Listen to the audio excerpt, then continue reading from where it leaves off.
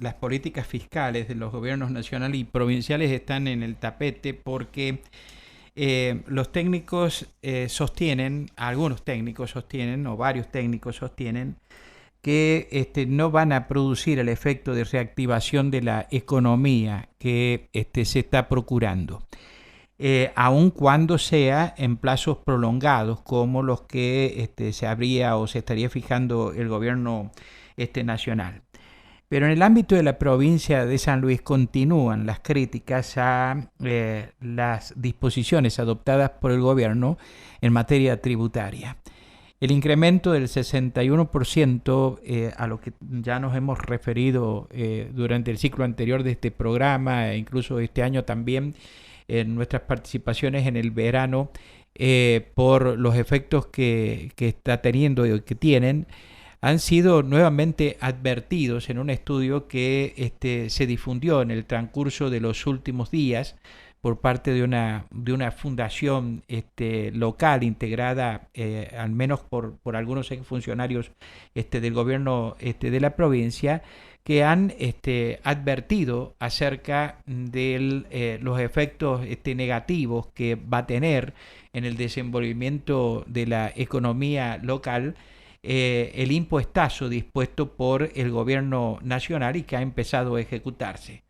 Les recuerdo que en relación a los impuestos adeudados hasta noviembre del año pasado, rige a partir de hoy el plazo para inscribirse en la moratoria. Mientras tanto, como les digo, desde la Fundación de Estudios Económicos, Tributarios y Sociales, creen que es un desatino el haber establecido en la ley impositiva anual los requerimientos que se han pedido para todos los impuestos. Tengo comunicación con Facundo Santarone. Facundo Santarone ha sido funcionario de la provincia y es quien preside la Fundación de los Estudios Económicos, Tributarios y Sociales. Santarone, buen día, gracias por atenderme. ¿Cómo le va? ¿Cómo está usted? Mario, buen día a su audiencia y bueno, que tenga un buen inicio en esta nueva etapa de este año en su programa. Bueno, muchísimas gracias. Coménteme por qué no está bien lo que ha hecho el gobierno de la provincia en materia impositiva. Lo primero que hicimos desde la Fundación fue que nos llamó la atención el constante incremento que estaban tomando de los impuestos, ¿no? Año tras año iban tomando como un incremento sostenido, digamos, y el último con el 61%. Eso nos llevó a estudiar un poco el contexto general, estudiar un poco cómo estaba relacionándose el impuesto sobre los ingresos brutos, que es el principal referente que tiene la provincia, del cual recauda casi el 76-77% de los recursos propios, digamos, ¿no? Y observamos que estaba creciendo el impuesto menos que la inflación, o sea, la inflación crecía a un ritmo y el impuesto sobre ingresos brutos crecía a un ritmo menor, especialmente en los últimos 2 años. Eso también lo pude comparar con el resto de las provincias, donde pude observar que el resto de las provincias estaba incrementando su recaudación más en promedio que lo que estaba incrementando San Luis. Eso nos llevó a pensar, bueno, será un problema regional, y no, la verdad es que todas las provincias de la región, Mendoza, Córdoba, La Pampa, La Rioja, San Juan, salvo San Juan, todo el resto han aumentado la recaudación mucho más que lo que ha aumentado San Luis. Y con lo cual también estudié el IVA, la recaudación del IVA, salvo algunos periodos, estaba recaudándose más que el impuesto sobre el ingreso bruto, en porcentaje siempre hablando, ¿no? Sí, por cierto, sí. Con el otro. Eso me llevó a decir, ¿qué está sucediendo, no? Estamos creciendo, la recaudación crece a pesar de los aumentos, menos que lo que está creciendo el resto del país y las provincias vecinas. Aumentar el 61% de los impuestos, lo único que va a hacer por ley, digamos, aumentar 61% por ley, como hace la ley impositiva, es tocar los impuestos fijos, porque uno no puede tocar el nivel de actividad por ley. El impuesto de ingreso bruto grava la actividad económica, lo único que te puede tocar uno por fijo es lo mínimo, o sea, el mínimo anual que se fija por ley. Y eso en realidad no es el camino para poder mejorar el sistema de recaudación. A ver, ¿cómo me lo puede explicar más fácil? Disculpe. Para ti, el impuesto sobre el ingreso bruto grava el ejercicio de la actividad económica. Como el IVA. como el IVA, nada más que la diferencia entre uno y otro, que tiene un sistema de tributación diferente, digamos, entre Sí, el IVA, sí, que es un débito fiscal versus crédito fiscal, sí, acá se toma como base imponible el total de los ingresos. sí. La ley lo único que puede establecer es, en el caso de ingresos brutos, es que le pone a esa declaración jurada, es un mínimo de impuestos, o sea que usted facture o no facture, tiene que pagar un mínimo, que en este caso para el año 2020 de 7.680 pesos, con el aumento del 61%. Con lo cual lo lleva a San Luis a ser 68% más caro que Mendoza, 64% más caro que Córdoba.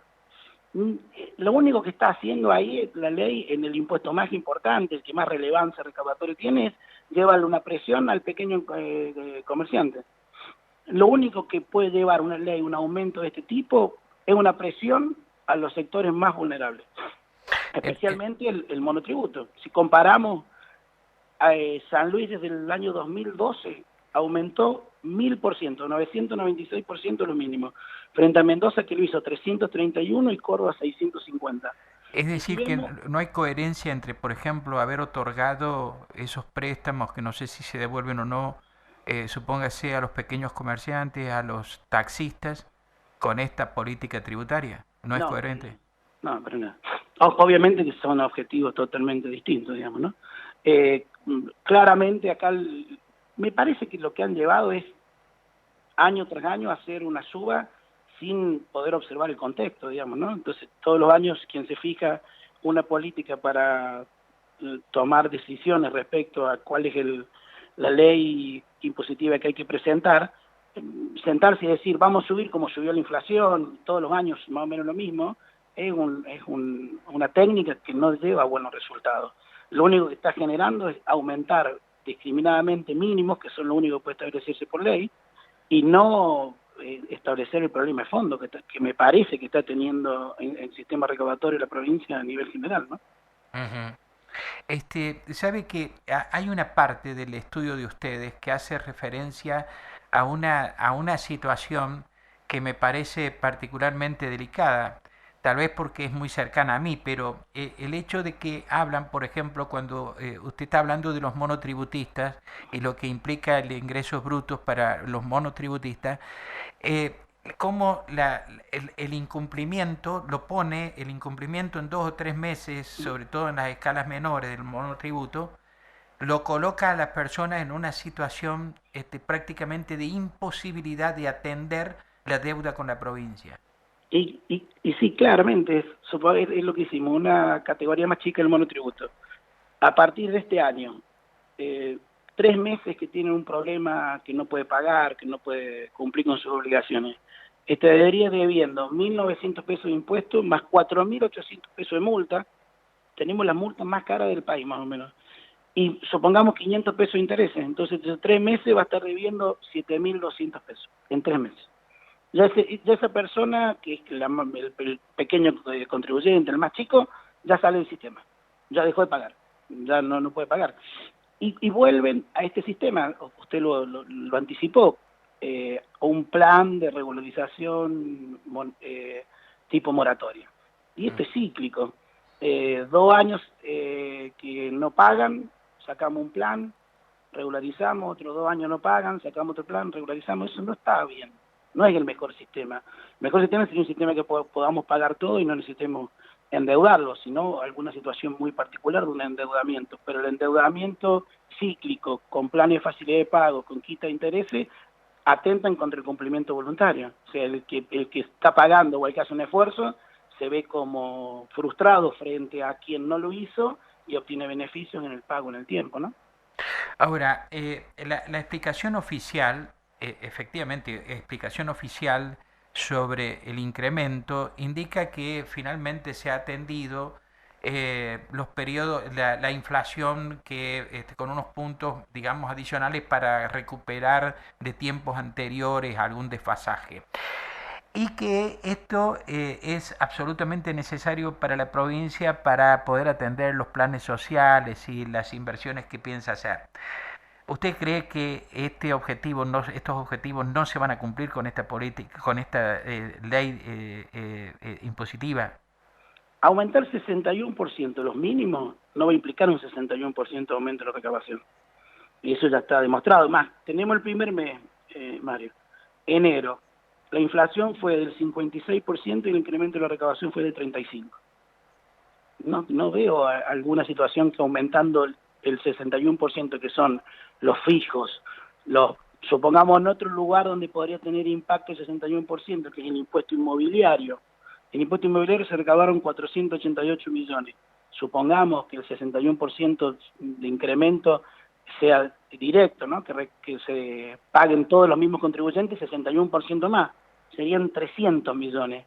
La diferencia, el desfasaje que está teniendo la recaudación del impuesto sobre los ingresos brutos versus la inflación serían 1.400 millones, si queremos crecer como crece la inflación. Parece que el problema está en estudiar qué nos está pasando en la economía, por qué el resto de las provincias crece en materia recaudatoria y nosotros no. Me parece que castigar con el 61% a los pequeños y medianos contribuyentes o al contribuyente del impuesto inmobiliario no es el camino. Me parece que hay que estudiar seriamente qué nos está pasando dentro de la economía global, como para ver qué política fiscal aplicar para poder, si realmente lo que dice el gobierno, que hay un desfasaje entre el incremento recaudatorio y la inflación, ser efectivo. Me hace acordar a manifestaciones que tuvo en el mes de diciembre el presidente de la Cámara de Comercio, Industria y Producción de San Luis, cuando dijo que el 61%, si en ese momento todavía no se había sancionado, pero que si se insistía con la ley del 61%, lo que se estaba, lo que iba a tener como consecuencia era un mayor endeudamiento del comerciante, porque dice, no va a poder pagar. Eso es lo que dijo Vito Carmosino. Sin lugar a dudas, lo que va a generar ahora es que algún contribuyente que esté endeudado pague sus deudas con este plan de moratoria y deje de pagar el impuesto corriente, para que luego dentro de 1 año o 2 años tengamos que sacar un nuevo plan de moratoria para que pague lo que no pagó dentro de 2 años.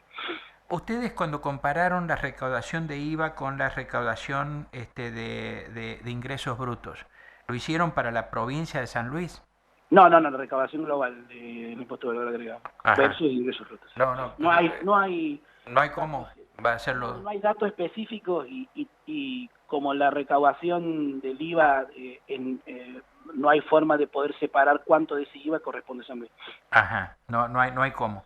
A ver, podríamos tomar la recaudación del IVA de la sucursal de la agencia de recaudación, pero tampoco sería un dato económico que nos daría la realidad un poco del movimiento de la provincia. Ajá. Lamentablemente no está el Producto Bruto, porque si tuviéramos el Producto Bruto de la provincia sí podríamos haber hecho un estudio un poco más detallado de a lo mejor a ver cuál es el sector o la actividad que ha perdido importancia o nivel económico que pueda llegar a explicar estos desfasajes que estamos teniendo, ¿no?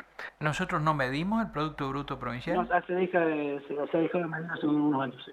Ajá. ¿Y usted sabe por qué se dejó de hacer? No tengo, la verdad, la respuesta. Sé que hay algunos problemas técnicos de mediciones entre lo que medía el gobierno nacional, lo que medía el gobierno de la provincia. La verdad que desconozco el por qué se dejó de medir. En síntesis, entonces, el hecho de que el gobierno de la provincia haya aumentado el 61% de los impuestos no implica que va a recaudar 61% más. De ninguna manera, lo más factible es que recaude menos. Y que aumente sus acreencias sobre los contribuyentes. Y que los pequeños y medianos contribuyentes estén más endeudados. Qué grave, ¿no? Muy grave. Y como es grave la dependencia que estamos teniendo de la coparticipación. Cada vez más estamos más dependientes de la coparticipación. Porque esto se ha dado, este fenómeno se da con un incremento de los recursos coparticipables. Los recursos coparticipables en el mismo periodo que estuvimos analizando, que fue el periodo 2012-2019, los recursos de la coparticipación crecieron 780, casi 800% versus la recaudación de ingreso bruto que creció 700, o sea, hay casi 100% de diferencia entre una fuente de recursos y la otra, lo cual nos lleva casi que el 78% de los recursos tributarios son por la coparticipación. Cada vez estamos más dependientes de la recaudación nacional para financiar los gastos. Está claro y que usted me dijo recién que no ha tenido elementos y no tiene elementos fehacientes para poder hacer una comparación entre recaudación del impuesto nacional del IVA y la recaudación de los ingresos brutos. Eso lo tengo claro. Pero usted qué estima, que hay gente que pueda estar pagando los impuestos nacionales y no los provinciales. Yo lo que estimo es que San Luis en los últimos 2 años ha tenido un bajísimo nivel de actividad económica. Un bajo nivel de actividad económica. Sí, ha crecido económicamente menos que el resto del país. Y eso seguramente se ve afectado en la recaudación del impuesto sobre ingreso bruto. La verdad que al no tener medición de producto bruto, lo que puede realizar es algún tipo de estimación respecto a las situaciones que ha venido ocurriendo en la provincia. Un punto, y me parece relevante, es teniendo la importancia que puede tener el gasto público en la economía global. San Luis hace 2 años tomó una decisión respecto a su variación entre inversión en gasto de capital o inversión directa en obra pública versus gastos corrientes, digamos, ¿no?